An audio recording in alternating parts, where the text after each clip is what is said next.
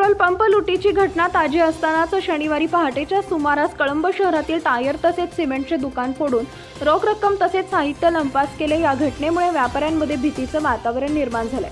कोयत्यांचा धाक दाखवून कळंब शहरातील पेट्रोल पंप लुटल्याची घटना 4 ते 5 दिवसांपूर्वी घडली आहे। अद्याप या घटनेचा छडा लागलेला नसतानाच शनिवारी पहाटेच्या सुमारास परळी रोड भागातील 2 दुकाने चोरट्यांनी साफ केली।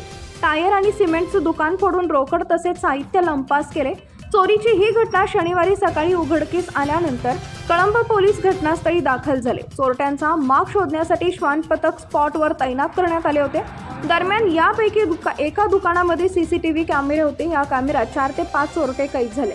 या फुटेजच्या आधारे पोलीस चोरट्यांच्या मागावर आहेत। या प्रकरणी दुपारी 1 वाजेपर्यंत गुन्हा दाखल झालेला नव्हता, त्यामुळे किती रोकड आणि कोणकोणते साहित्य चोरीस गेले हे स्पष्ट होऊ शकलेलं नाही।